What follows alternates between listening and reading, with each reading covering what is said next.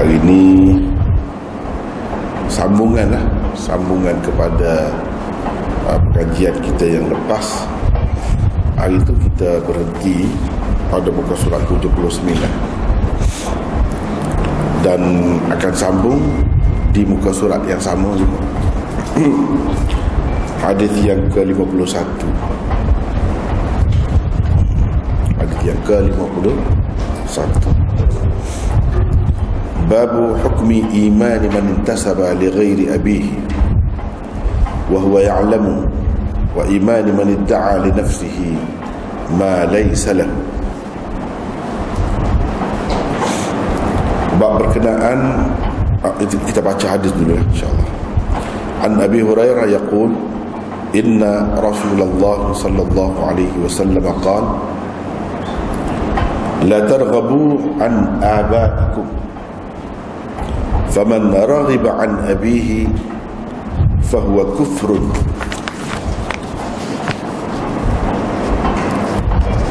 An Sa'd bin Abi Waqqas yaqul sami'a udhunaya min Rasulillah sallallahu alaihi wasallam wa huwa yaqul man idda'a aban fil Islam ghayra abihi ya'lamu annahu ghayru abihi fal jannatu alayhi haram. Faqala Abu Bakrah wa ana sami'tuhu min Rasulillah sallallahu alaihi wasallam. Babu hukmi sibabil muslim wa qitalihi.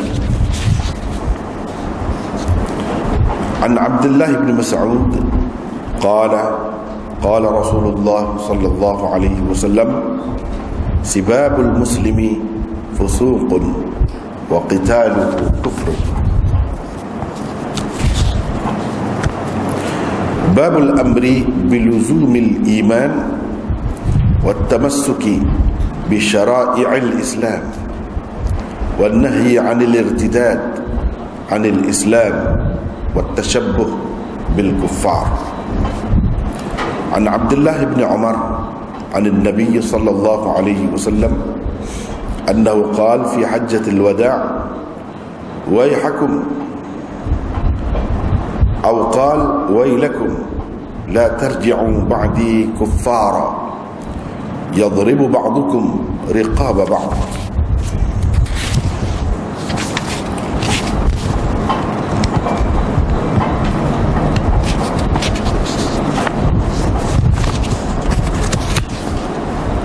Itu dah tajuk lain. Tengok dulu setakat itu. Kita kembali ke muka surat 79. Bab berkenaan status iman orang yang menisbahkan diri kepada bukan bapanya dalam keadaan dia mengetahui. Juga iman orang yang mendakwa miliknya apa yang bukan miliknya.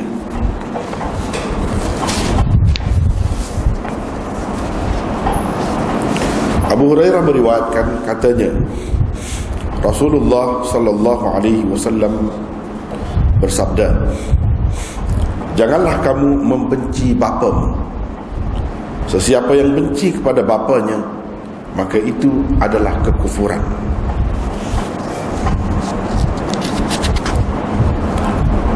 Hadis yang ke-52, Sa'ad bin Abi Waqqas radhiyallahu an meriwayatkan katanya, dua telingaku ini telah mendengar Rasulullah sallallahu alaihi wasallam bersabda, sesiapa yang mendakwa seseorang sebagai bapanya setelah dia memeluk agama Islam padahal dia tahu orang itu bukan bapanya, haramlah kepadanya syurga. Kata Abu Bakrah radhiyallahu anhu, aku juga mendengar Rasulullah sallallahu alaihi wasallam berkata demikian.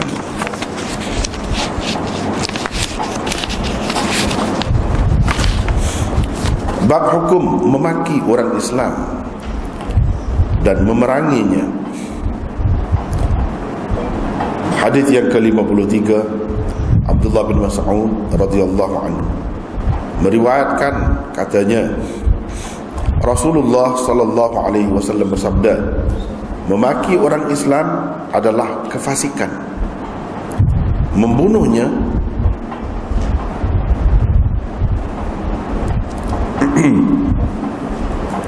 atau memeranginya kerana agamanya pula adalah kekufuran. Bab arahan supaya terus beriman dan berpegang teguh dengan syariat agama Islam, serta larangan murtad daripada agama Islam dan menyerupai orang-orang kafir.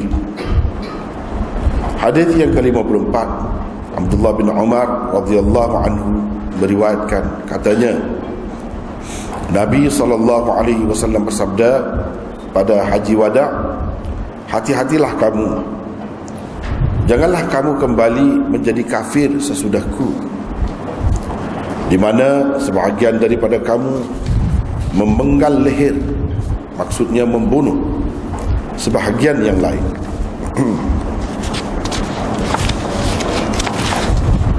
Jadi hadis di bawah ini hanya satu saja. Kita kembali semula ke muka surat awal tadi, 79. Bab berkenaan status iman orang yang menisbahkan diri kepada bukan bapanya dalam keadaan dia mengetahui. Juga iman orang yang mendakwa miliknya apa yang bukan miliknya. Itu tajuk bagi hadis 51 dan 52. Seperti mana biasa, tajuk yang dibuat ini bukan tajuk yang dibuat oleh Imam Muslim. Sebab Imam Muslim tidak buat tajuk-tajuk yang ada di dalam kitabnya itu, bukan dia sendiri yang membuatnya, tetapi tajuk-tajuk itu dibuat oleh pensyarah-pensyarah Sahih Muslim yang datang kemudian. Sebab itu kita dapati berbeza-beza. Kita dapati ia berbeza-beza. Saya rasa tak perlulah bincang tentang tajuk ini, kenapa Imam Bukhari, Imam Muslim tidak buat. Itu sudah kita bincangkan dan kita ada rakaman, boleh lihat semula rakaman itu. Cuma siapa yang buat tajuk macam ni, itu akan kita jelaskan lah. Akan kita jelaskan. Macam di sini, cuba tengok, kita ada nota di situ. Tajuk ini dibuat oleh Al-Ethiopi, Qadhi Iyad, Imam Nawawi dan kebanyakan penyusun matan Sahih Muslim masih meletak hadis ini di bawah bab sebelum ini. Mana hadis ini masih terletak di bawah bab sebelum ini, mengikut syarah yang dibuat oleh Qadhi Iyad, Imam Nawawi dan juga kebanyakan penyusun matan Sahih Muslim. Jadi bab sebelum ini, cuba kita lihat bab sebelum ini. Bab bayani hali imani man raghiba an abihi wa huwa ya'lamu. Masih lagi di bawah tajuk itu. Tajuk yang kita buat ini oleh kerana sesuai dibuat, dimasukkan di bawah tajuk lain, walaupun dekat-dekat, tapi kalau dibuat tajuk lain pun sesuai. Itulah sebabnya pensyarah yang terkini, syarah Muslim, syarah Muslim yang terkini, iaitu Al-Ethiopi, dia buat di sini tajuk lain, dan tajuk ini diambil daripada syarahnya,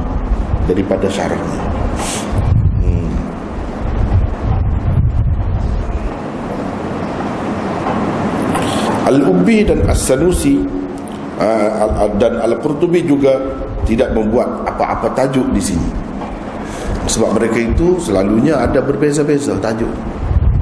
Dan tajuk itu pun satu perkara yang penting juga, perlu diperhatikan oleh pelajar-pelajar hadis, khususnya dalam mereka nak belajar cara buat tajuk. Apabila kita bertemu sesuatu hadis, apa yang sesuai, apa yang dapat kita simpulkan daripada hadis itu sehingga dapat kita buat tajuknya yang tersendiri, itu satu perkara yang penting dalam ilmu hadis. Sebab itu saya cuba kalau ada tajuk-tajuk yang sesuai dan ada perbezaan pensyarah Sahih Muslim ni dalam mengemukakannya, saya kemukakan. Tujuannya sebab kita belajar hadis, tentu sekali jangan kita pisahkan, tentu sekali kita mengambil berat tentang tajuk. Jangan pisahkan antara satu kitab hadis dengan kitab hadis yang lain. Bahkan kitab-kitab itu sebenarnya saling menguatkan, mengukuhkan ilmu seseorang pelajar hadis itu. Sebab dia ada maksud tersendiri. Imam Bukhari misalnya, penting sangat itu tajuk itu. Tajuk itu sangat penting bagi dia. Bahkan kadang-kadang dia buat bab tanpa tajuk. Tujuannya untuk melatih kita supaya kita dapat buat tajuk sendiri yang sesuai dengan hadis yang dikemukakannya di bawah bab tanpa tajuk itu. Jadi Sahih Muslim ini adalah medan yang sangat luas dan terbuka untuk orang-orang yang berminat mengasah bakatnya dalam membuat tajuk-tajuk sesuai dengan hadis-hadis yang sudah diatur oleh Imam Muslim dan memang kukuh, teguh kedudukannya. Kita dapat perhatikan ini sesuai dengan tajuk lain, di sini sesuai dengan tajuk lain, tetapi Imam Muslim sendiri tak buat. Seseolahnya Imam Muslim melanjutkan usaha gurunya Imam Bukhari yang buat bab tanpa tajuk itu. Tujuannya nak bagi peluang kepada pelajar-pelajar ilmu hadis cuba buat sendiri. Dan daripada pensyarah-pensyarah Sahih Muslim kita dapati mereka memang telah buat tajuk. Di situ kita dapat belajar. Itu tujuannya. Terutamanya kepada pelajar-pelajar hadis yang formal, yang khusus. Dia kena ambil berat benda-benda ni, jangan main-main.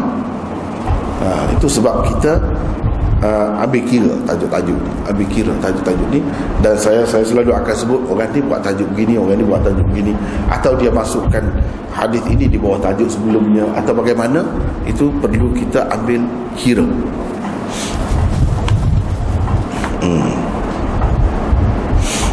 Hadis 51 diriwayatkan oleh Abu Hurairah, katanya Rasulullah sallallahu alaihi wasallam bersabda, janganlah kamu membenci bapamu. Sesiapa yang benci kepada bapanya, maka itu adalah kekafiran atau kekufuran. Apa maksudnya? Nabi SAW kata begini, dan Imam Muslim masih meletakkannya di bawah Kitabul Iman. Kitabul Iman artinya perkara ini ada sangkut pautnya dengan iman. Apabila Nabi SAW menyebutkan di dalamnya lawan bagi iman itu, iaitu kufrun, kekufuran. Iman lawannya kufur. Maknanya ia masih ada sangkut paut, ada kena mengena dengan Kitabul Iman sebagai satu kitab atau bab besar. Ada kena mengena. Sebab kita kena jaga iman, yang ni kena jaga lawannya. Lawannya jangan ada pada kita lawannya itu, iaitu kekufuran dalam apa bentuk sekalipun. Dalam apa bentuk sekalipun. Jadi Imam Muslim nak cerita di sini, ini antara ciri-ciri kekufuran yang merupakan lawan kepada iman itu. Kalau iman itu kita terima bertambah dan berkurang, maka dengan ada benda-benda ni dia boleh jadi susut. Iman itu boleh jadi berkurang, iman itu jadi lemah, iman itu dengan adanya unsur-unsur ni, atau mungkin tergugat terus, hilang terus iman itu. Dengan sebab ini boleh jadi. Itulah benda yang kita kena faham, apa yang tersembunyi atau tersirat di sebalik sabda Rasulullah sallallahu alaihi wasallam itu. Dan apa kata ulama tentang hadis Nabi sallallahu alaihi wasallam ini? Elok kita tengok nota itu. Sesiapa yang benci kepada bapanya, maksudnya dengan cara tidak suka dikaitkan atau dibinkan kepada bapanya yang sebenarnya. Itu maksud tidak benci kepada bapanya. Raghiba an, tak suka. Kalau raghiba fi, maknanya suka. Itu bahasa Arab. Dia bergantung kepada silahnya itu, silahnya. Yang terletak selepas dia, fi atau an. Kalau fi maknanya suka, gemar. Kalau an maknanya tak suka atau benci. Wa man yarghabu an millati Ibrahim. Yarghabu an. Jadi kalau an makna tak suka, benci. Man raghiba an sunnati, sesiapa yang benci, tak suka pada sunnah, an juga. Tapi kalau raghiba fi, makna dia suka. Di sini kalau kita perhatikan, faman raghiba an abihi, sesiapa yang benci atau tak suka kepada bapanya. Macam mana caranya? Dengan cara dia tidak suka dikaitkan atau dibinkan kepada bapanya yang sebenar. Atau memang bencilah kepada bapanya tanpa sebab yang munasabah. Kalau benci kerana kekufuran dia, bapa dia tu tidak Islam, kerana agama dia tu benci, itu lain. Tapi nak kata benci kepada diri dia peribadi ni tak boleh. Allah SWT larang dalam Quran pun, dia suruh bergaul dengan ibu bapa tu dengan baik. Wa sahibhuma fid dunya ma'rufa, bergaullah dengan mereka, yang dua ibu bapa itu dalam dunia ini dengan baik. Dengan baik, itu perintah Allah. Kalau bapa itu tidak Islam sekalipun, kita tak boleh nak benci lebih-lebih. Dari segi pergaulan, kita kena bergaul dengan baik, melayan mereka dengan baik sebagai bapa. Tetapi bin pun kena bin kepada dia lagi. Itu cara Islam. Sebab itu kita tengok sahabat-sahabatnya yang masuk Islam tu, dia tak ada bin lain, bin bapa dia. Nak kata benci kepada bapa, tak suka sampai kita buang nama, bukan cara Islam. Kalau di tempat kita ni ada, dulu ada bin Abdullah, buang terus bapa. Tapi sekarang ni setelah ditegur-tegur, alhamdulillah, nampaknya sudah berubah. Nama keluarga tu tetap ada. Mereka pakai nama keluarga. Okey, pakai itu. Cuma ada Abdullah itu mungkin untuk pengurusan, pentadbiran, nak tahu ini baru Islam ke tidak Islam ke, itu boleh diterima. Sekadar itu boleh diterima, ada Abdullah. Tapi jangan buat, sebab kecil hati sangat tu keluarga dia. Ayah dia kata sampai putus hubungan, sedangkan Islam tak suruh pun begitu. Cuba tengok sahabat-sahabat ni, mana ada tukar? Tak ada tukar. Nama ayah dia lah, ayah dia nama Abdul Uzza sekalipun, Abdi Manaf, itu pun kalau nak kira berhala tu Abdi Manaf, keturunan Nabi tu kan, silsilah Nabi tu tetap ada Abdi Manaf. Dan Abdul Uzza begitu, nama-nama yang syirik lah kira-kira tetap dipakai. Tidak disuruh buat oleh Nabi SAW. Kalau dalam urusan pentadbiran kita kemudian ni, kalau nak baiki boleh, tapi jangan sampai menyentuh perasaan ibu bapa yang bukan Islam, menyebabkan dia semakin jauh daripada Islam. Kena cari jalan macam mana. Macam sekarang ni, dia nama tu ada Wong ke atau Chong ke atau apa ke, kalau Cina dia ada tu. Tapi Abdullah dia tetap ada juga. Kalau Abdullah tu dengan sebab untuk memudahkan pentadbiran, pengurusan dalam sebagai rakyat sesuatu negara, itu lain, boleh diterima. Tapi jangan buat terus, sebab dia kecil hati, dia akan benci kepada Islam, benci kepada Islam. Macam yang dibuat sekarang ni, ada perubahan, itu bagus, bagus, kena buat gitu. Itu lain, cerita lain. Tapi Tapi kalau zaman Rasulullah tu, di mana tidak ada kehidupan yang complicated, orang kata tak ada. Jadi dia tak ada buat apa-apa perubahan, terus nama dia lah. Tapi kalau kita ni mungkin lain, berbeza suasananya. Boleh kita ubah buat Abdullah. Jangan bawa cerita yang palsu untuk menghalalkan, untuk mentabrirkan perbuatan kita tu. Kita kata Nabi mengaku orang ni saudara dia, orang baru masuk Islam ni. Sebab Nabi Rasulullah Muhammad bin Abdullah, jadi orang ni bin Abdullah tu kerana jadi adik-beradik Nabi lah, seseorang. Padahal itu tidak ada pun hadis. Jangan kaitkan dengan Rasulullah sallallahu alaihi wasallam apa-apa yang tak betul. Kalau nak buatlah. Kita kata untuk memudahkan ataupun urusan bahagian pengurusan, bahagian pentadbiran, takut-takut jadi bercampur bau dengan orang Islam. Sebab orang Islam pun ada juga bin Abdullah. Jadi dia boleh jadi keliru tu. Yang baiknya kita bubuh nama yang asal dia.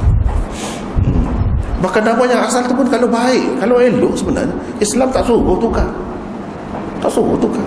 Kalau dia selesa dengan nama dia macam tu, teruskanlah. Sebab orang dalam Islam pun ada nama Syamsul. Apa Syamsul? Matahari. Kalau dalam bahasa dia matahari, ya boleh. Apa salah? Kalau dia tak mahu tukar, itu adalah termasuk dalam kebebasan dari segi nama ni. Jadi ini tak suka kepada bapaknya, macam-macam lah cara. Salah satunya tak mau dikaitkan bapak dengan bapak dia. Kalau macam tu lah, kerana bapak dia miskin, kerana bapak dia tu cacat ke, kerana bapak dia tu mungkin keturunan yang bukan mulia, tak mau. Itu tak boleh. Itu bukan cara Islam. Cara Islamnya sepatutnya berbangga dengan bapak. Kalau bapak kita orang macam mana sekalipun, kalau kita jadi seorang yang hebat, sepatutnya kita berbangga. Sebab kita daripada keturunan yang bukan turun-temurun bertamadun, tapi tengok kita jadi hebat, jadi seorang pegawai, boleh. Kalau usaha, boleh berubah. Sepatutnya bangga. Kamu tak kisahlah berapa keturunan dah berpendidikan, alim, kita kata pandai-pandai, patutlah kamu pandai. Kami ni bukan orang macam itu, baru saja keluar daripada hutan misalnya. Tapi cuba tengok, kalau kami belajar, kami boleh. Apa salah? Sepatutnya jadi kebanggaan. Sebab ayah kita orang biasa, ayah kita tak tahu baca, tak tahu menulis, tapi oleh kerana dia jaga kita, dia bagi semangat kepada kita, kita belajar, kita boleh jadi pegawai akhir. Itu sepatut jadi kebanggaan. Bukan jadi sesuatu yang menghinakan kita. Sepatutnya fikir begitu. Itulah cara berfikir Islam. Tapi kalau fikir cara tidak Islam, boleh jadi dia malu. Seseorang tu malu nak berjalan dengan ibu dia, dengan ayah dia. Ini tidak sesuai dengan Islam. Tak sepatutnya begitu.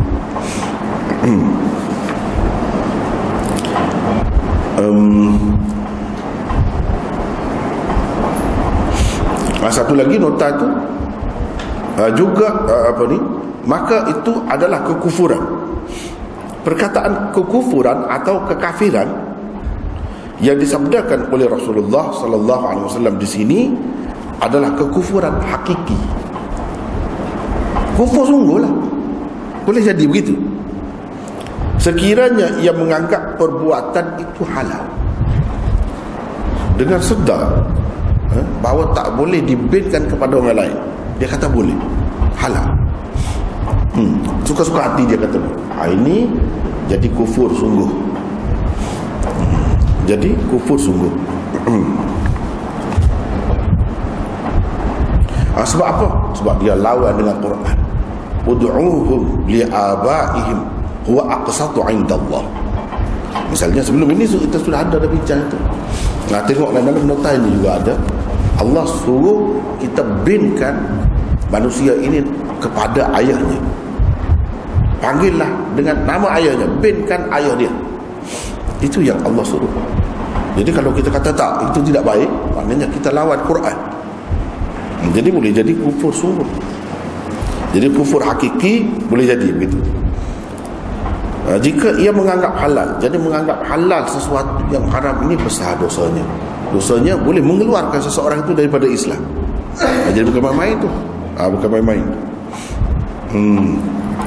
Kalau benda tu jelaslah haramnya berdasarkan Quran, berdasarkan nas yang qat'i, itu jadi boleh jadi murtad, wal a'yadzu billah.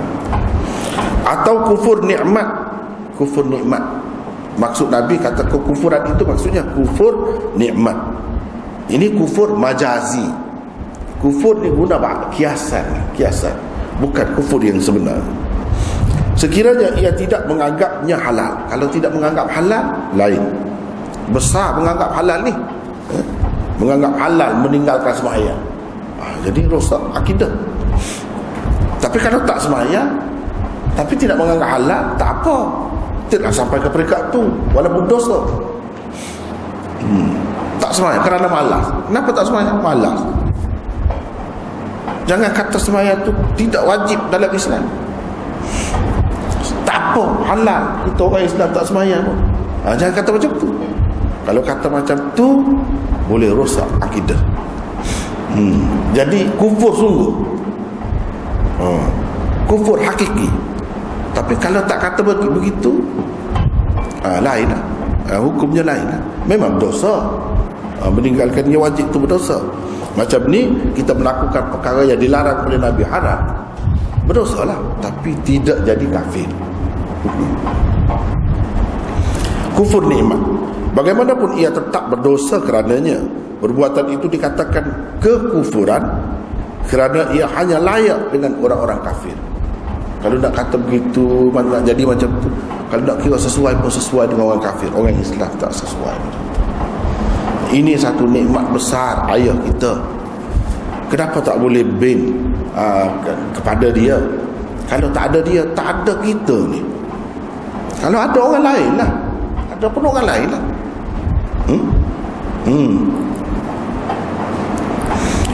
Kalau kita kata kalau tak, kamu ni kalau tidak ada ayah, tidak ada ibu kamu tak ada. Kata yang seorang itu, dia kata ada juga. Adalah, ada orang lain. Kalau ibu lain pun ada orang lain. Ada orang lain. Tak jadi macam tu. Ibu tu, bapak lain, tak jadi juga. Jadi orang lain. Orang tu, dia mesti ada dua ibu bapa. Itu besar maknanya. Jadi kalau bin, ud'uhum li'abaihim, panggil bin ayah. Itu yang Allah suruh. Adapun hadis yang kata dipanggil manusia ni dengan nama ibu, itu tak sahih. Yang sahihnya di akhirat besok pun bin ayah juga. Bin ayah juga, bukan bin ibu, tak ada. Yang orang kata bin ibu tu kerana dia nak sembunyikan hakikat seseorang tu, itu saja sebenarnya. Ataupun itu amalan bomo adalah macam tu. Ditanya nama ibu, itu bomo. Tapi kalau dalam Islam, peraturan Islam, undang-undang Islam yang Islam ajar dari dunia sampai akhirat, bin ayah dipanggil berdasarkan nama ayah, bukan nama ibu. Yang orang panggil guna ibu, itu bomo ada. Atau dalam talqin, talqin memang diajar bin ibu, tapi itu tidak sahih. Tak ada yang sahih. Talqin memang bin ibu. Yang sebenarnya kalau kita selidik, kenapa dia bin ibu? Takut malu. Kalau nama ayah tak tahu ayah, siapa ayah? Kalau ada zina misalnya, sebenarnya nak menutup keaiban orang itu, sebab itu dikaitkan dengan ibu. Kalau ibu, tentu tahu lah ibu dia, tentu ibu. Kalau ayah tak tahu, misalnya ada zina, tak tahu ayah dia ke mana, macam mana? Sebenarnya nak tutup keaiban saja. Benda tu bukan ada asas pun, tak ada asas.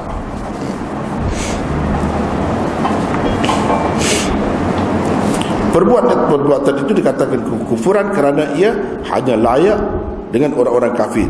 Jadi kekufuran maknanya kufur nikmat, tidak syukur kepada Allah atas nikmat itu. Itu makna kufur. Lawan syukur. Kufur ini lawan syukur, bukan lawan iman. Kalau kufur yang lawan iman tu kufur sungguhlah, itu lawan iman. Yang ni kufur bukan, lawannya bukan iman, lawannya ialah syukur. Maknanya tidak bersyukur, tidak menghargai, tidak berasa ini suatu keistimewaan yang diberikan oleh Allah kepadanya. Itu maksud tidak syukur itu. Padahal benda tu benda besar sangat. Yalah, kalau kita dapat menikmati hidup ni, macam-macam nikmatnya, kerana ada orang tu lah. Kerana ada orang tu. Dan dia dapat bangga kerana direstui oleh masyarakat, oleh ibu bapanya, oleh keluarganya dengan kahwin. Ini dia sah, anak yang sah, dengan bangga sebut bin sesiapa. Dan orang itu biasanya lah yang dikehendaki, sebagaimana yang dikehendaki, terutamanya kalau kita tengok dalam konteks yang betul-betul sebagai seorang ayah. Memang banyak sangatlah budinya, kalau nak kata budi, atau jasanya, atau sumbangannya kepada seseorang anak tu banyak sangatlah. Banyak. Kadang-kadang seorang ayah tu, dia juga ayah, dia guru lagi besar. Hak terhadap anak tu hak ayah lagi besar. Kadang-kadang dia bukan ayah, dia bukan guru saja, dia pemimpin. Ayah dia tu raja pada negeri tu, besar lagi. Kedudukan ayah tu raja dalam negeri itu. Ataupun dia menteri besar kok dalam negeri itu. Kalau raja, presiden, negara. Jadi banyaklah, berlapis-lapis dia hubungannya dengan seorang ayah tu. Kalau ayah tu orang biasa, sepanjang mana dia bagi kemudahan kepada anak dia. Berapa ramai orang lain yang tak dapat belajar setakat sekolah rendah saja atau sekolah menengah, nak pergi lebih tinggi tak dapat sebab miskin, tak dapat bagi belanja. Tiba-tiba ayah dia dapat bagi belanja sampai tinggi-tingginya. Itu kan besar nikmatnya, sumbangannya, jasanya. Jadi macam mana nak nafikan ini? Terlalu tidak bersyukur kepada Allah orang menafikan jasa ayahnya. Sebab ayahnya lah yang memberi dia tu hidup dengan sempurna sampai jadi seorang manusia yang sempurna. Itu sebab Islam ni dia ajar mengenang jasa, mengenang budi. Orang yang paling rapat dengan seseorang ni kalau manusia, ayah lah, ibu. Inilah yang menjaga keselamatannya. Yang kalau Allah itu yang tidak mati. Itulah kemuncaknya. Nak ingat kepada Allah, kena ingat orang yang siapa yang paling dekat dengan kita, yang rusing kalau kita susah. Fikir keselamatan kita, fikir kebaikan kita. Siapa? Ayah, ibu lah, itulah dalam dunia. Itulah yang mudah kita nak faham. Allah lebih dekat. Allah tu lebih lagi lah. Kalau yang ni pun tak faham, macam mana nak faham Allah? Yang ni yang dekat, yang kita nampak, itu pun kita tak mengenal budi dia, kita nafikan, kita kufur maksudnya tak syukur. Itu sebab Nabi SAW kata kekufuran itu satu kekufuran, maka itu adalah kekufuran. Dan seterusnya kita tengok hadis Sa'ad bin Abi Waqqas. Sa'ad bin Abi Waqqas meriwayatkan, katanya, dua telingaku ini telah mendengar Rasulullah sallallahu alaihi wasallam bersabda, sesiapa yang mendakwa seseorang sebagai bapanya setelah dia memeluk agama Islam, padahal dia tahu orang itu bukan bapanya, haramlah kepadanya syurga. Haram kepadanya syurga. Kata Abu Bakrah, juga sahabat Nabi ni, dia kata, aku juga mendengar Rasulullah sallallahu alaihi wasallam berkata demikian.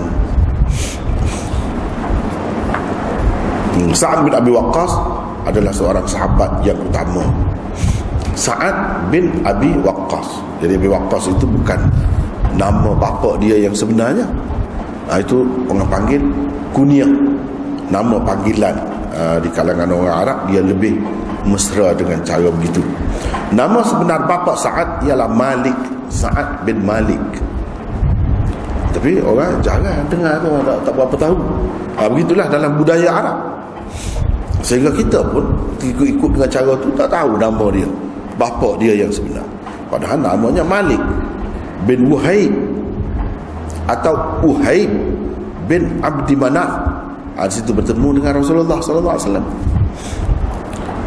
Bin Zuhrah bin Kilab.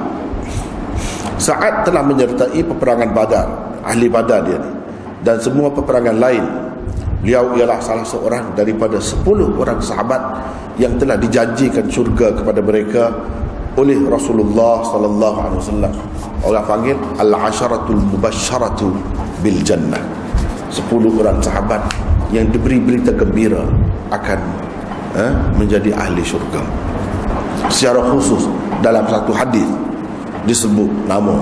Jadi 10 orang sahabat. Bukan 10 tu saja sebenarnya yang diberi berita gembira akan dapat syurga. Lebih ramai lagi. Tetapi dalam satu hadis, kemudian sifat-sifat mereka dekat-dekat sama. Dari kalangan bangsawan, memeluk agama Islam di peringkat awal. Itu maksud sebut 10 orang sahabat. Jangan kita ingat 10 orang sahabat ini saja yang dijanjikan syurga, yang lain tu tak ada. Jangan begitu. Silap kalau macam tu. Supaya orang kata malaikat 10 lah. Malaikat 10. Bukan malaikat tu 10 saja. Ada lagi malaikat. Malaikat tu ramai. Tetapi yang utamanya, yang disebut secara khusus di dalam hadis, di dalam Quran, itu yang dimaksudkan. Sama juga sahabat 10 ni, bukan mereka tu sahaja, ramai lagi sahabat yang lain. Tapi mereka itu sama ada bukan Quraisy ke, ni Quraisy semuanya, bangsawan semuanya, bukan hamba. Maknanya banyak dasarnya, sumbangannya. Kemudian lama pula memeluk agama Islam, peringkat awal semua. Yang 10 peringkat awal. Kemudian kuat pula jasa dia tu, sumbangannya itu besar, sumbangannya kepada Islam dari kalangan Quraisy.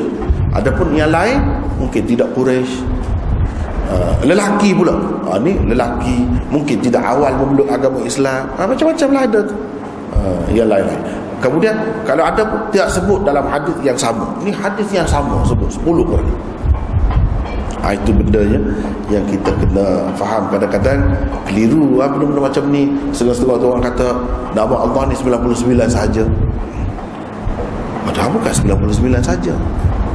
Macam-macam lah cara nak menguatkan yang itu. Dia kata tengok, pada diri kita ni pun ada 99. Mana 99? Kita tengok sini 18, sini 81, campur jadi 99. Orang-orang tua lah kata begitulah. Dia nak menguatkan lagi. Padahal nama Allah ni bukan 99, lebih lagi. Banyak sebut dalam hadis-hadis apa? Banyak. Bukan 99.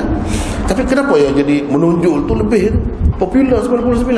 Sebab dalam satu hadis tu yang benarnya disebut dalam satu hadis. Sama juga sahabat disebut dalam satu hadis. Kemudian lebih menonjol daripada yang lain. Itu saja, bukan menafikan selebihnya. Tidak. Tidak, tak boleh. Bahkan dalam Quran sendiri banyak yang disebutkan yang tak termasuk dalam 99 itu. Ada.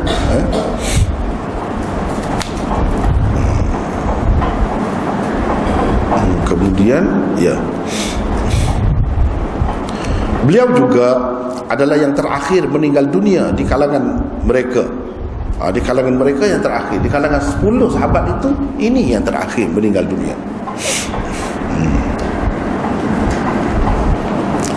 Selain merupakan salah seorang daripada 6 orang ahli majlis syura, yang dilantik oleh Sayyidina Umar. Maknanya bila Sayyidina Umar pilih ni kan, dia ni seorang ahli politik yang memang hebat. Bila dia pilih tu, maknanya memang orang ni hebat lah. Dari segi kenegaraannya, sumbangannya kepada negara sangat besar.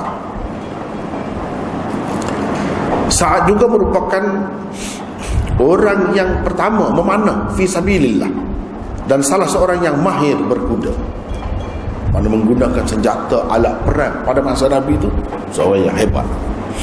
Dan dalam sejarah memanah kerana agama, dia orang yang mula-mula. Dan Nabi SAW kata, irmi Sa'ad. Nabi suruh dia, irmi Sa'ad fidaka abi wa ummi. Sampai Nabi kata, ku tebus engkau dengan ayah dan ibuku.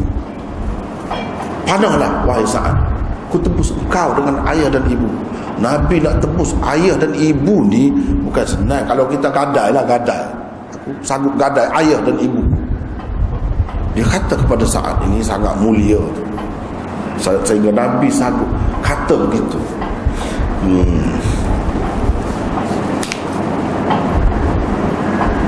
Dia asalnya fidaka abi wa ummi ni, dia begini, kalau seseorang itu diseksa atau nak dihukum bunuh, dia ni boleh lepas kalau kamu bagi ganti dia ayah kamu. Itu dalam apa ni, budaya Arab. Kita kena tahu juga latar belakang dia, kenapa dia kata begini. Kalau seseorang tu sayang sangat, bagi dia sangat berharga orang ni, dia sanggup korbankan ayah dia. Dia sanggup tebus orang itu dengan bagi ayah dia, bagi ibu dia. Maknanya seorang itu sangat mulia di sisi dia, sehingga sanggup dia korbankan ayah dan ibu. Begitu asalnya ceritanya. Sebab itu kita nak faham hadis, Quran apa, kena tahu juga tamadun Arab, kena tahu budaya, apa tradisi mereka, apa adat mereka, apa bahasa mereka, kena tahu semua tu. Baru kita kenal betul-betul apa ni Nabi SAW tu. Lepas tu keistimewaan beliau tidak terkira banyaknya. Beliau meriwayatkan sebanyak 270 buah hadis. Sa'ad bin Abi Waqqas meninggal dunia pada tahun 55 Hijrah ketika berumur 74 tahun. Inilah penakluk Farsi yang menjatuhkan Empire Farsi. Sah dia panglima. Pada masa tu dia sakit, dia sakit lutut, dia tak boleh berjalan dengan baik, tapi dia mengarahkan tentera dia, boleh menjatuhkan kerajaan Parsi. Mula-mula jatuh dalam sejarah di tangan dia. Itu hebatnya Sa'ad bin Abi Waqqas. Beliau menghembuskan nafas terakhir di dalam mahligainya di Al-Aqiq yang terletak sejauh 10 batu dari Madinah. Mahligai disebut Al-Qasr, bukan pondok tapi mahligai. Ini satu contohlah kepada orang kemudian yang menunjukkan rumah besar tidak menjadi halangan untuk menjadi seorang Islam yang baik, untuk menjadi ahli surga, sehingga disebut mahligai. Memang rumah dia besar, hebat, cantik. Ini semua tidak menjadi halangan untuk seseorang itu rapat dengan Allah Subhanahu Wa Taala. Kekayaan, kemewahan hidup tidak menjadi halangan sebenarnya. Jadi orang yang selalu mengatakan nak jadi mulia di sisi Allah, nak jadi wali, nak jadi itu ini, mesti kena buang dunia, tak betul sama sekali, tak sesuai dengan Islam. Kita tengok sahabat ahli surga ni pun tidak macam tu. Tidak macam tu. Ini semua menjadi pengajaran kepada kita. Dan orang-orang yang belajar hadis, dia faham benda ni. Dia faham mana yang Islam, mana yang tidak Islam. Kalau nak sufi, nak tasawuf, nak zuhud, nak apa pun yang sebenar-benarnya ini, cara ini, cara sunnah. Cara sufi yang tu dia bercampur bau. Ada yang betul, ada yang tak betul. Yang selamatnya yang ni. Kita tengoklah sahabat Nabi macam mana. Jadi kalau dia ada rumah besar, itu tidak ada halangan. Kalau tidak kan susah juga orang-orang yang kaya, yang senang nak terima Islam. Sebab apa? Tak ada keistimewaan dalam Islam, tak boleh naik ke mana-mana. Peluang hanya ada kepada orang miskin saja. Tidak begitu. Semuanya dapat peluang dalam Islam. Yang miskin cara dia, yang kaya cara dia. Allah SWT menilai semua tu. Tidak kata menghalang. Ada macam-macam cara dia kan. Ini semua memburukkan imej Islam. Ada yang kata kalau sahabat ni yang paling akhir masuk syurga Abdurrahman bin Auf lah, sebab dia kaya. Jadi kaya dia menghalang masuk syurga awal, cepat pula. Ini semua tak ada asas semua. Bohong semua. Kalau di kalangan nabi-nabi yang paling akhir masuk syurga Nabi Sulaiman, macam-macam cerita dikaitkan dengan Islam, dengan agama. Padahal tak benar itu semua tu. Tak benar.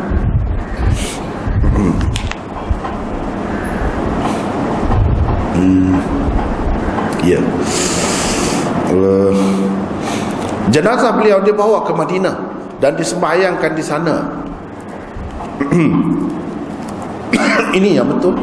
Ada orang cerita ada kubur Sa'ad bin Abi Waqqas pula di China, negeri China tu. Macam-macam. Ada kata di Kashgar, ada kata tempat-tempat lain yang tak betul. Ini yang betulnya. Di dalam riwayat-riwayat sahih dia mati diakid 10 batu daripada Madinah, kemudian dibawa ke Madinah, dikebumikan di sana. Daripada cerita-cerita sahabat ini dapat kita faham bahawa memindahkan jenazah daripada tempat mati dia itu boleh, diharuskan, boleh. Ada sahabat lebih jauh lagi daripada itu dibawa ke Madinah, boleh. Macam kita sekarang ni ada kemudahan kan, ada apa dia orang kata van untuk jenazah tu. Sekarang ni ada kemudahan, masjid mana-mana pun ada dah tempat kita ni, senang. Boleh bawa, hospital pun ada juga, kita boleh sewa, bawa apa ni ke rumah.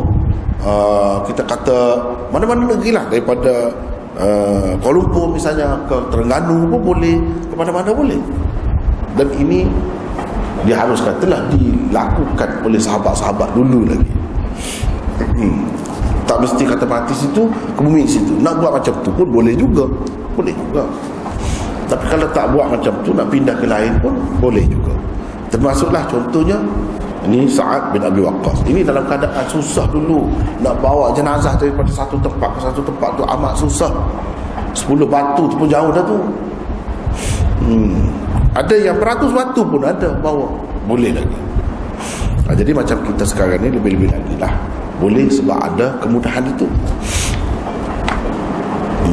Jadi cerita kubur dia di China apa tu tak benar, tak benar. Itu semua palsu. Yang benarnya di dalam kitab-kitab semua sebut dia meninggal di sini dan dikebumikan di perkuburan Baqi, tempat sahabat-sahabat. Situlah ramainya dikebumikan di situ. Dan disembahyangkan di sana. Marwan yang pada ketika itu merupakan gubernur Madinah telah mengimami sembahyang jenazahnya. Jadi pada tahun 55 ini zaman pemerintahan Sayyidina Muawiyah radhiyallahu anhu. Jadi gubernur dia di Madinahnya Marwan bin Al-Hakam, yang kemudiannya jadi khalifah juga. Pada ketika itu dia jadi gubernur, dan biasanya mengikut tradisi pada masa awal Islam dahulu, pemimpin tertinggi dia lah gubernur, macam menteri besar lah kita dalam negeri. Macam tempat kita ni macam menteri besar atau khalifah kalau di tempat dia. Dia yang menyembahyangkan jenazah, dia yang menjadi imam sembahyang 5 waktu. Itu tradisinya. Kemudian dia ada pula pemisahan pula, bahagian agama yang ni, bahagian politik ni pisah pula. Itu pengaruh kemudian itu, pengaruh kemudian. Itulah kelebihan sekular. Sekular menyebabkan jadi begitu. Kemudian yang agama tu pun ada agama, tapi dia tak tahu apa agama ni. Ada pula orang lain pula bahagian dia. Itu yang kemudian zaman Islam lemah. Zaman Islam kuat dulu, pemimpin tertinggi. Jadi banyak benar lah kerja dia, sibuk lah. Sibuk sangat. Sebab apa? Kena turun padat. Jenazah pun kena sembahyang 5 waktu, dia jadi imam. Kemudian nak mentadbir negara lagi, mentadbir negeri lagi. Urusan perang pun dia juga. Urusan perang, tapi boleh dia cerdik. Cerdik boleh lah. Yang kita ni satu perkara pun tak sempurna. Satu perkara pun jadi menteri itu saja, betul pun tak sempurna. Yang dulu kata khalifah dulu dia semua, perang pun dia, keamanan pun dia, bawah dia. Macam mana boleh aman, boleh baik? Sebab cerdik, bijak. Boleh lah. Kita kata khalifah ni untuk seluruh dunia, kalau merintah dunia. Macam mana boleh merintah dunia seorang? Dan kalau cerdik, yang terpilih dia tu pilih. Nak jadi khalifah ni apa syarat? Mujtahid. Mujtahid ni yang paling terpilih. Tu syarat dia. Kalau cerdik boleh, semua boleh.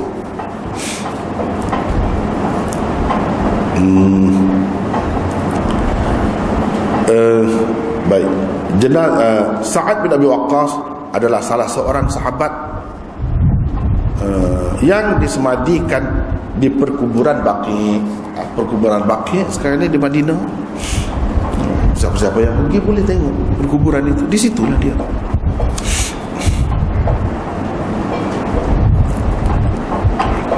Jadi kita pergi kepada hadis, sesiapa yang mendakwa seseorang sebagai bapanya setelah dia memeluk agama Islam, padahal dia tahu orang itu bukan bapanya. Maknanya kalau tidak Islam, patutlah, memang orang Islam mana ada peraturan dia, mana ada panduan dia, mana ada pedoman dia, mana ada kitab dari langit untuk diikuti. Patutlah kalau macam tu. Ni kalau orang Islam tak patut, sebab kita ada rujukan, ada panduan. Setelah memeluk agama Islam, lepas tu tahu pula. Jadi nak hukum, nak kata pun banyak sebab ni. Cuba tengok ni, cuba cara Nabi SAW bercakap, bersabda, dia banyak kaitan. Tidak kata mudah-mudah nak harap syurga tu, tidak mudah-mudah. Memeluk agama Islam dulu. Memeluk agama Islam tu sendiri pun sudah besar maknanya, sebab ada rujukan, ada panduan, ada pedoman, ada kitab suci, ada hadis. Berapa banyak panduan.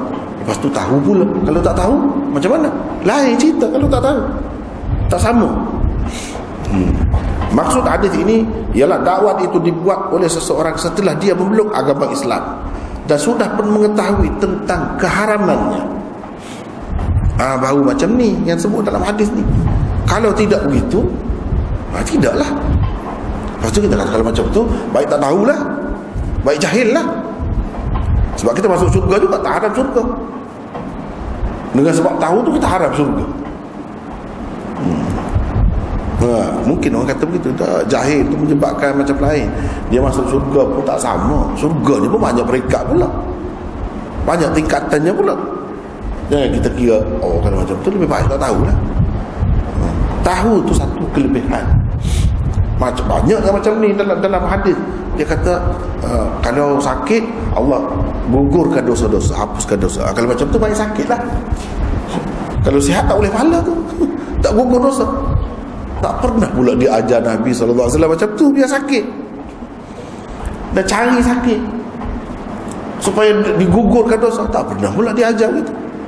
Ini kalau kita setelah kita cukup jaga dah, habis daya dah kita jaga, kawal di makanan apa semua ni, kesihatan, tiba-tiba kena juga yang macam tu maksud dia. Itu pun sambil-sambil berubat juga, merawat juga, cari doktor, jumpa dengan doktor, supaya sembuh penyakit kita. Dan selebihnya kita redha dengan Allah SWT. Ini ujian Allah nak bagi kepada kita ni. Kita sedar ni, kita ni bukan saja ni gugur dosa kita ni. Untung juga, tetap ada keuntungan dalam keadaan itu. Maksudnya bukan sengaja cari, sengaja cari itu lain, itu berdosa pula, bukan nak dapat kelebihan. Sama juga dalam perang, sesiapa yang mati syahid dapat syurga, diampunkan dosa, tanpa hisab, masuk syurga dan sebagainya. Jadi baguslah kita mati syahid. Jadi kalau macam tu kita eloklah kita dedahkan diri kita biar jadi mati syahid. Tidak, bukan begitu yang Nabi ajar. Tengok Nabi sendiri, sambil-sambil dia kata mati syahid tu lebih gini-gini, dia pakai baju besi 2 lapis bila nak pergi perang. Itu cara je. Itu cara Nabi ajar. Mana setelah begitu kena juga kita mati juga. Itu baru betul. Setelah kita jaga sampai daya dah supaya jangan mati dalam perang, sebab nak perang lagi. Kalau mati dah habis itu, sebab nak perang lagi. Sebab itu nak hidup lama, nak buat khidmat lagi untuk agama. Tiba-tiba mati juga, baru betul. Macam tu. Bukan mendedahkan diri kepada kematian, itu dikatakan syahid. Bukan. Jadi inilah banyak kadang-kadang dalam hadis benda-benda macam ni perlu difahami. Perlu difahami.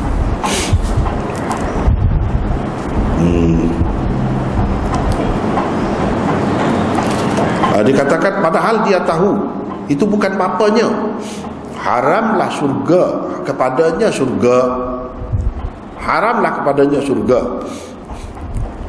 Apa maksud itu? Ada nota kita di bawah tu. Haram kepadanya syurga ini boleh ditafsirkan dengan beberapa cara. Satu, sekiranya seseorang itu menganggap perbuatannya halal, padahal dia sudah mengetahui tentang keharamannya tanpa sebarang keraguan lagi. Syurga itu memang diharamkan kepadanya dan tempatnya ialah di neraka. Ini kerana hanya Allah SWT jua yang boleh menghalalkan atau mengharamkan sesuatu. Orang lain tak boleh. Kalau dia kata halal macam tu, neraka sungguh, macam tu haram syurga sungguh. Dan sebab apa? Sebab dia sudah jadi kafir. Sudah jadi kafir. Memang tempat dia neraka dan kekal. Sebab itu bukan main-main, jangan main-main masalah halal haram ni. Halal haram ni bukan main-main.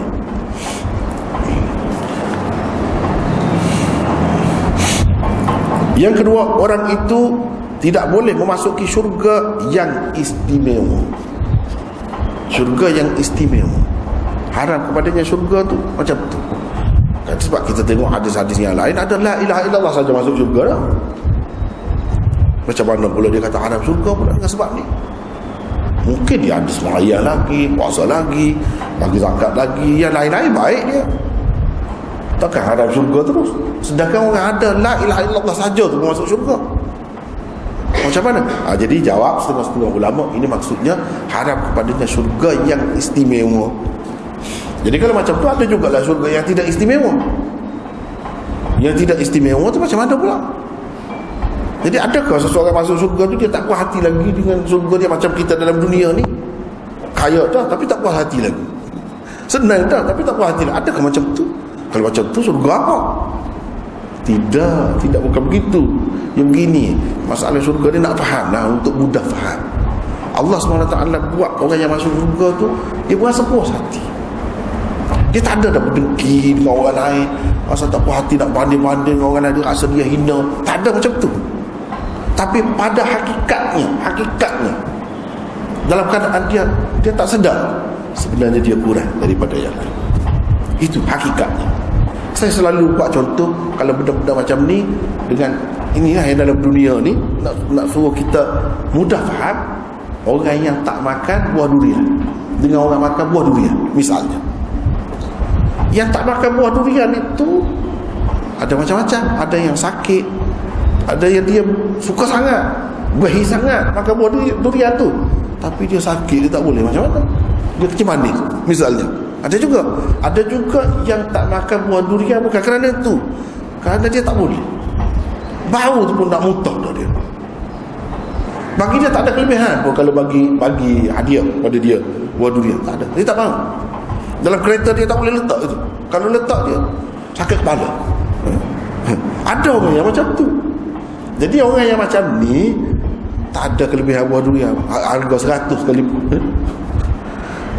Sebiji 100, 200 pun tak ada kelebihan bagi kepada dia. Dia tak mahu dengan sendiri. Dia tidak berasa itu sesuatu yang dikehendaki lah, sesuatu yang perlu dicapai. Kalau ada duit, kalau orang yang berahi kan, dia sanggup tu. Terutamanya luar musim ada yang sedap pula tu, yang apa kita panggil musim king apa kan, dia sanggup tu. Kalau dia senang lah, ada duit banyak, sanggup sebiji pun sanggup nak makan. Sampai macam tu benda tu bagi dia berharga.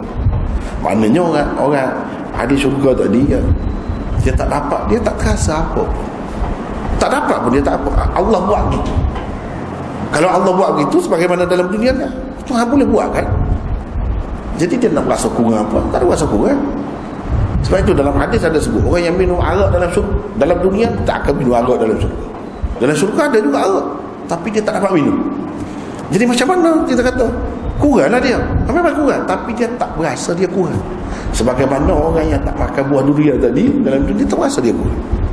Allah boleh buat. Tapi kalau tanya hakikatnya kurang kan? Memang kurang.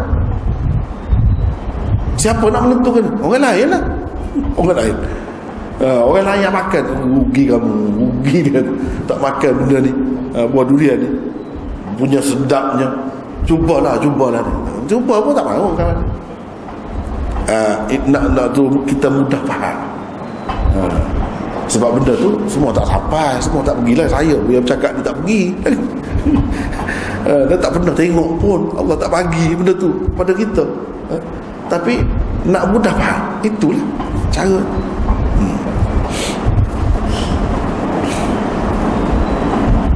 Yang ketiga, orang itu tidak boleh memasuki syurga dengan cepat, selamat, atau bersama mereka yang disifatkan oleh Allah sebagai orang yang berjaya. Masuk syurga juga, tapi susah dulu. Tak mahu kena macam tu, susah dulu.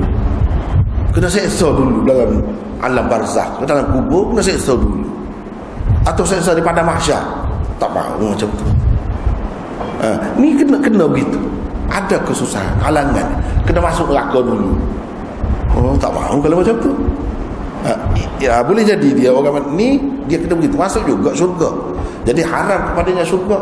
Mana syurga di peringkat awal, orang lain masuk dah, lama dah, dia tak boleh masuk lagi sebab diseksa dalam neraka, lekat di situ. Atau lekat di mahsyar, lama di situ, lama, hisapnya banyak, kira-kiranya banyak. Boleh jadi di situ ada gangguan. Jadi maksud Nabi haram syurga kepadanya itu haram syurga yang awal, masuk awal. Boleh jadi juga gitu. Bersama orang-orang yang dikatakan berjaya, ulaika humul faizun, ulaika humul muflihun, yang disebut-sebut tu, dia ni tak termasuk ahli syurga juga. Tapi ahli syurga yang Tuhan sebut macam tadi tu, sangat istimewa tu, sangat istimewa. Yang keempat, dia akan diseksa terlebih dahulu sebelum dibenarkan memasuki syurga, kecuali Allah mengampunkannya. Jadi boleh jadi semua ni boleh jadi semua, kecuali Allah mengampunkannya. Lain cerita lah.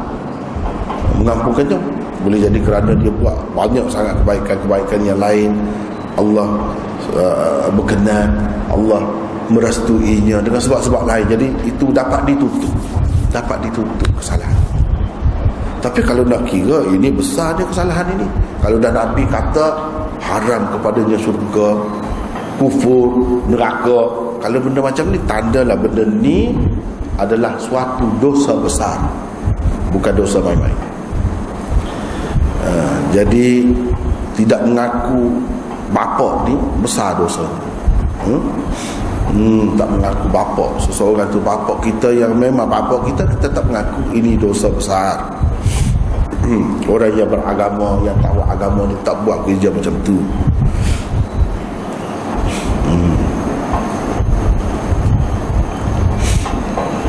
Kemudian kesimpulan Abu Bakar kata, saya juga dengar yang Sa'ad Abi Waqqas, dia kata dua telinga saya dengar.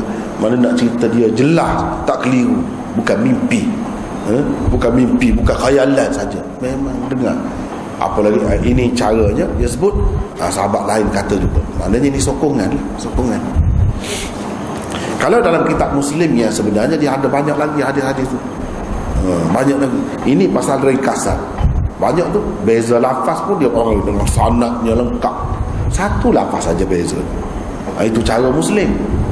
Kita tak baca yang itu sebab banyak yang tadi tu lah, Yang tadi tu sebenarnya terangkum dah dalam yang ni.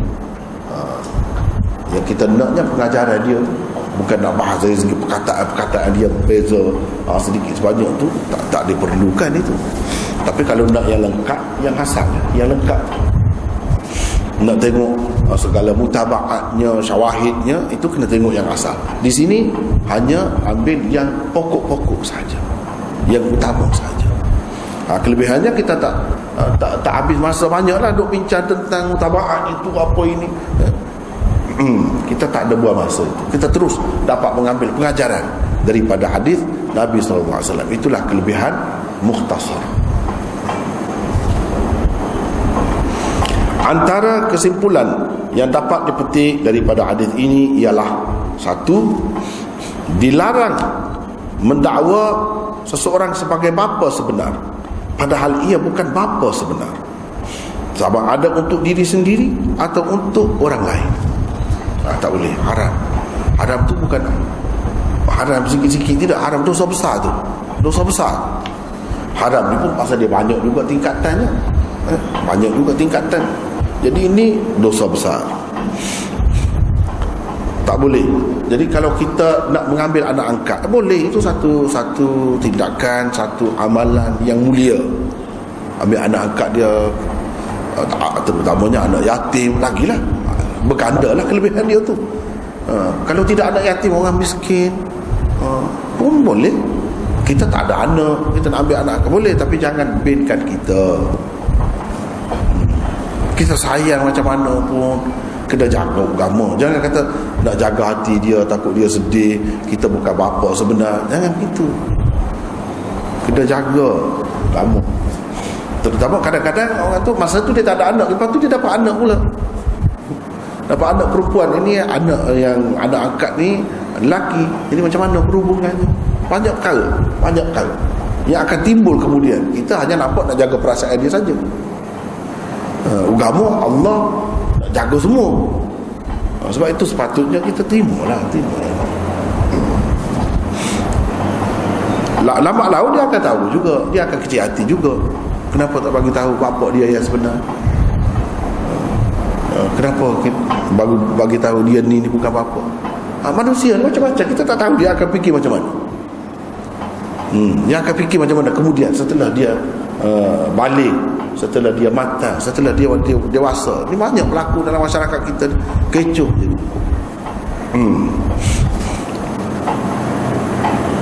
Yang kedua, perbuatan memalsukan.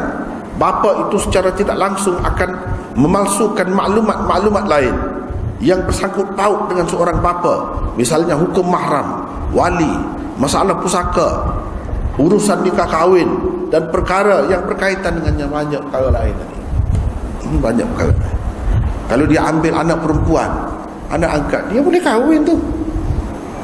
Nanti macam mana pula kemudian lagi? Masalah batal air sembahyang ke tidak batal kepada orang yang menerimanya, itu satu hal yang lain, tambah lagi.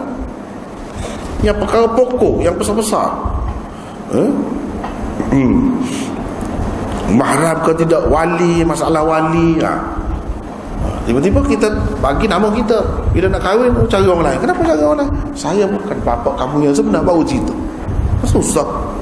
Kalau daripada awal-awal lagi dia tahu, mungkin dia tanya, di mana ayah saya? Ayah dia ada lagi, boleh dia pergi berjumpa. Kadang-kadang kita takut, terbahagi kasih sayang dia tu. Kalau kita cerita, dia akan lebih sayang kepada bapak dia pula. Memang kenyataannya begitu pun biasanya. Bapak yang sebenar tu tak jaga pun kadang-kadang. Yang ni jaga habis-habis, dia lupa. Memang itulah hubungan darah ni lain. Jangan nafi, yang tu jangan nafi. Kalau kita jaga dengan sebaik-baiknya cerita yang sebenar kepada dia, insya-Allah dia akan boleh terima dengan baik, dan dia akan jaga kita dengan baik. Kalau kita sembunyi bukan hakikat pun, dia boleh jadi berlaku begitu pula. Ini banyak berlaku dalam masyarakat. Lepas tu dia sedih lah, anak dia tidak mengenal budi anak angkat dia. Jangan lupa darah tu. Kalau dia kasih, boleh jadi dia berdendam dengan kita pun. Kita tak cerita kepada dia dulu, dia tak nampak, dia tak kenal ayah dia yang sebenar. Sampai macam tu, semata-mata kerana dia miskin, ayah dia miskin. Jadi boleh jadi dia berdendam pula dengan kita. Kalau macam tu, rugilah. Kita bermaksud baik, nak baik, tiba-tiba jadi sebaliknya. Masalah pusaka, urusan nikah kahwin dan lain-lain, banyak lagi yang bersangkut paut dengan ini. Sebab itu tak boleh. Kita kena berterus terang, belajarlah berterus terang. Yang ketiga, perbuatan melanggar undang-undang dalam keadaan tahu dan sedar adalah lebih teruk daripada sebaliknya, sekiranya ia dilakukan dengan niat menghina undang-undang. Kalau lebih lagi teruk lagi. Ada peraturan itu, kalau langgar dalam keadaan tahu, dalam keadaan tak tahu, berbeza. Daripada sinilah kita tahu, dalam keadaan dia tahu, dia sedar. Itu sebab Nabi kata berbeza. Sebab itulah dosa dalam Quran sendiri sebut isteri-isteri Nabi berbeza. Pahala dia pun berbeza, dia berganda lebih daripada orang lain. Kenapa? Sebab dia dekat. Orang alim pun sama juga, dia dapat pahala pun banyak. Kalau dosa banyak juga. Orang berniaga sama, ini sunnatullah dah begitu. Mana-mana pun orang berniaga pun yang besar-besar, untung banyak. Kalau dia jatuh pun teruk, sama saja. Pemerintah memanglah disanjungi mulia, orang letak dia bukan main atas takhta. Kalau raja dalam masa pertabalan dia bukan main, gahnya. Kalau dia jatuh macam tu. Itu sunnatullah dah begitu. Sunnatullah. Ini melanggar undang-undang dalam keadaan tahu dan sedar adalah lebih teruk daripada sebaliknya kalau tidak tahu. Sekiranya ia dilakukan dengan niat menghina undang-undang, itu lagi teruk lagi. Sehingganya kalau mengikut ini kita Islam keluar daripada Islam.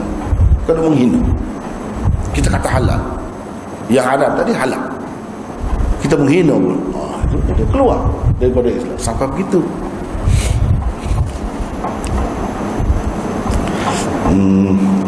Yang keempat, ada kalanya sesuatu perbuatan kelihatan remeh sahaja, tetapi akibatnya buruk sekali. Agama Islam menerangkan kepada manusia apakah perbuatan-perbuatan berbahaya yang kelihatan remeh itu dan melarang mereka daripadanya. Ini salah satulah contohnya yang orang ramai anggap remeh, kecil, tak ada apa. Sebab ramai yang kita tahu kan, bin, ni bin, anak angkat dia, bin dia tak tahu yang sebenar, bapak yang sebenar. Dia anggap remeh, padahal bukan remeh, benda macam tu. Kita nak tahu remeh tak remeh, agama lah baru tahu. Manusia dia secerdik-cerdik manusia ni kan, basuh najis pun dia tak tahu sebenarnya. Sebab tu kadang-kadang kalau kita fikir, minang manusia ni rendah sangat, bodoh sangat manusia ni. Dan kalau tengok setengah-setengah tempat tu di airport kan, luar-luar negara tu mana ada air, tak ada air. Yang kita bau wangi dia spray lah. Air wangi ikut luar sebenarnya. Nak kira punggung dia tu tak basuh, pakai tisu. Kalau tisu setakat mana lah nak cuci main tisu. Jenuh syari tu tak ada air, memang tak ada air. Tak payah pergi jauh Singapura macam tu. Tapi kita ni oleh kerana Islam, dia lain cara mikir. Cuba tengok airport kita ada air. Itu bezanya. Nak tengok benda yang remeh, benda biasa, setinggi-tinggi manusia, semaju-maju negara, tak ada air, tak tahu nak basuh macam mana. Jadi di sebalik perempuan yang cantik, lelaki yang cantik, yang smart tu, baunya wangi, yang sebenarnya tak teruk tu. Sebab itulah tak boleh, manusia tu rugi, tak ada agama sebenarnya. Teruk jadi benda yang kecil tu. Banyak lagi yang lain yang remeh, kita nampak remeh, tapi sebenarnya kalau kita perhati tu, nampak kebodohan kita. Agama lah menyelamatkan kita daripada benda-benda ini. Kalau tak ada agama, tengoklah orang lain, tengok macam tu.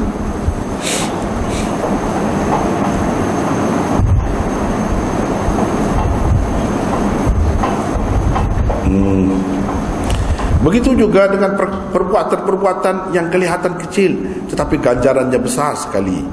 Islam tentu akan menggalakkan penganut-penganutnya supaya mengerjakannya. Jadi kadang-kadang kita tengok benda tu kecil tak sebab apa, sebab kita tak tahu pahalanya besar. Misalnya bulan Ramadan ada dibagi peluang kata malam tapi bukan tengah hari, Lailatul Qadri khairum min alf syahr. Sunat tu. Nak kira kan boleh tengok bola, boleh siapa pukul berapa. Tengok bola setengah-setengah main teruk, setengah-setengah tengok cerita macam-macam cerita sampai pagi boleh. Kenapa tak boleh satu malam bulan puasa ni, betapa untungnya kita tak boleh. Kita duduk baca yang baik-baik, baca Quran, ibadat, sekurang-kurang itu Allah nak melatih kita supaya fikir tu. Kalau nak kira remeh tu, mudah tu, biasa kita buat tu. Ada anak muda, orang tua pun buat juga macam tu. Sambil-sambil tengok bola boleh pula tu, sampai pukul 4 sengaja bangun tu, suruh isteri dia gerak dia, sedarkan dia nak tengok bola. Tengok, boleh. Cuba kita ubah sikit, buat untuk padahal benda tu kecil, mudah nak dapat pahala. Tak perlu susah, tak perlu pergi ke mana-mana, dalam rumah boleh tu. Tak perlu musafir, tak perlu pergi habis duit beribu-ribu. Kalau nak umrah kan habis tu, nak buat haji ke berapa kali dah buat. Ni tak payah, duduk di rumah, tak perlu keluar modal apa. Dan berapa kecil tapi besar, Allah bagi tahu pada kita kalau benda tu memang baik, menguntungkan, dia akan bagi tahu.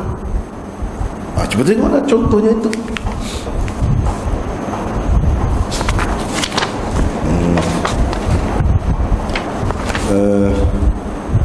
Sekarang itu kemudian kita masuk bab lain pula. Rasanya setakat itulah dulu untuk kali ini. Wallahu a'lam. Mungkin kita boleh bincang, insyaAllah. Kalau tak puas hati ataupun tersangkut di mana-mana, insyaAllah.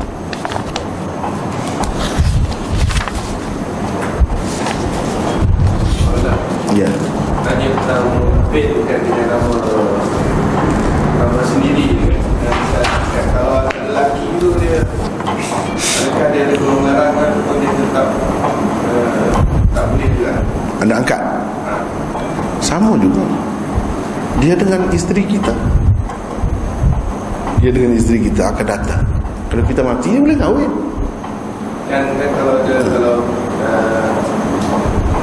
masyarakat kita ni lagi dia berusu untuk jadikan sebagai kalau susu tu lain lah.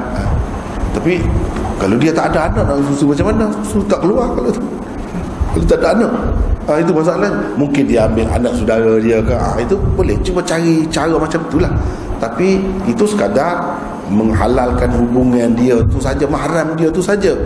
Tapi dari segi bin tu tetap tak boleh. Tak boleh. Kemudiannya mungkin kita ada anak lelaki, ada anak, jadi keliru dia ingat adik-beradik dia. Kalau kita pisahkan, kenapa pula pisah adik-beradik dia? Dia akan timbullah kemuskilan. Kadang-kadang orang yang ambil anak angkat dia asalnya dia tak ada anak, lepas tu dia dapat anak.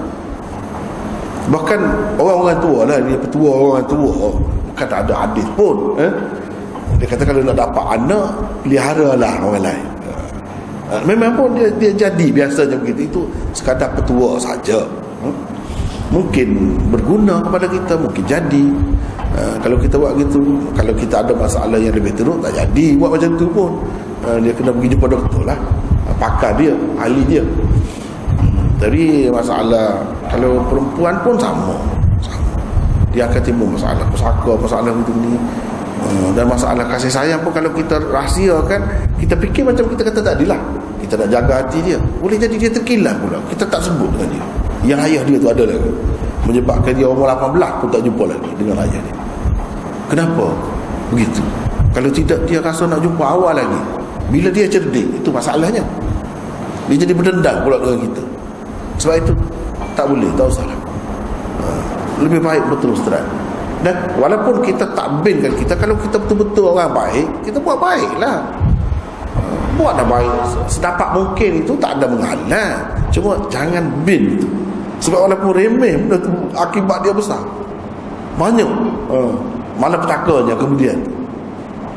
Itu masalah. Ya. Ada lagi? Ya.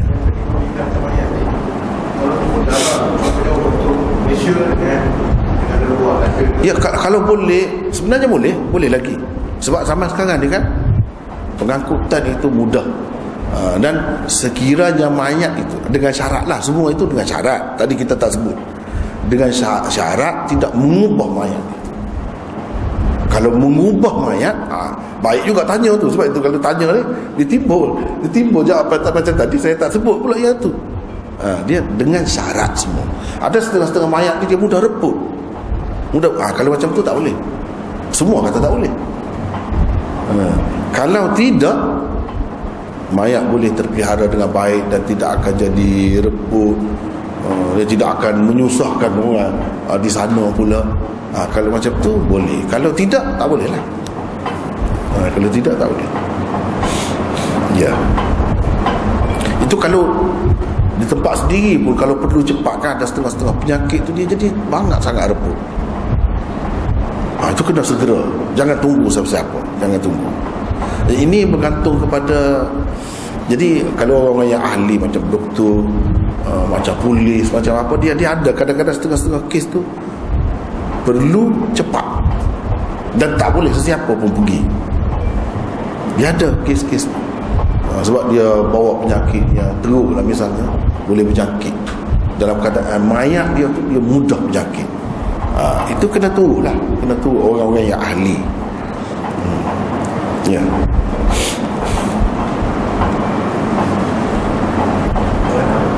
Ya.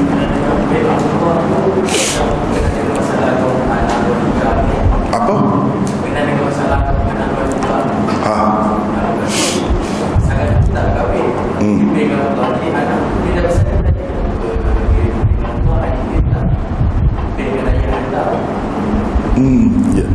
Itu masalah nak jaga hati, nak jaga perasaan budak itu. Kalau macam tu boleh bin Abdullah tu. Jadi kalau ditanya, ayah dia tak tahu, mati ke apa, menipu lah, menipu. Ayah dia tidak sah, mana boleh. Itu susahnya.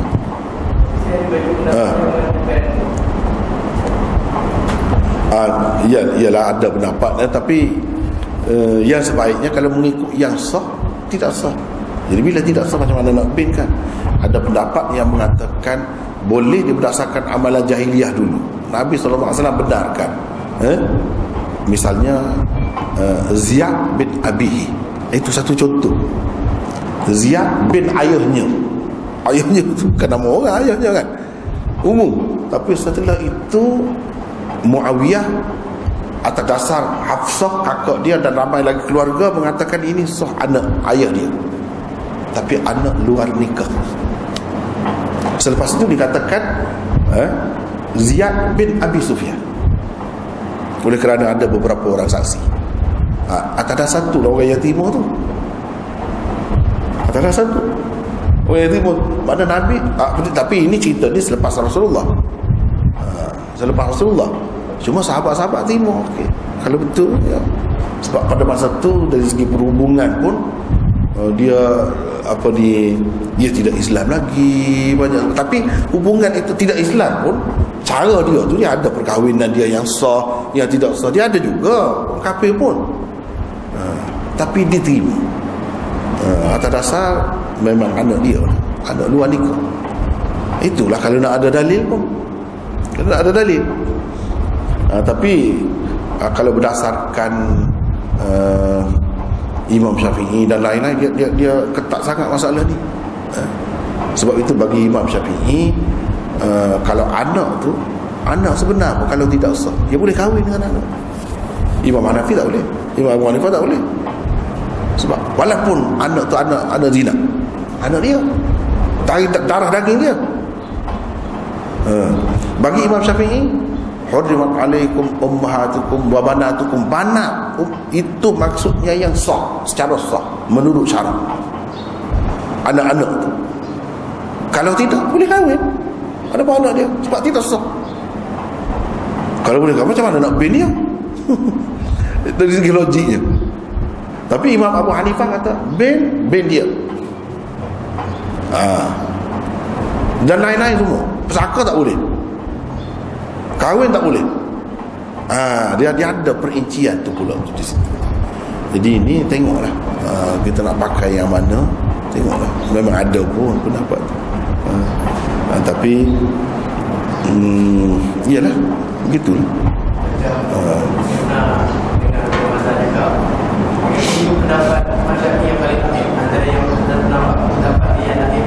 Memang orang lain tak setuju, ramai yang tak setuju, tetapi itu memang pendapat dia yang jelas, bukan dhaif pada pandangan orang lain. Bagi dia kuat kan?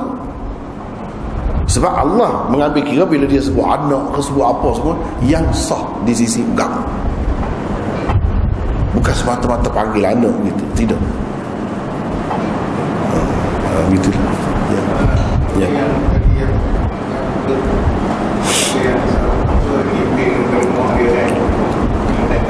Ya.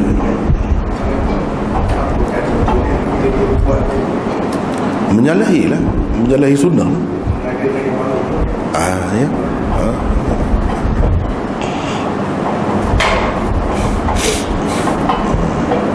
Ada lagi?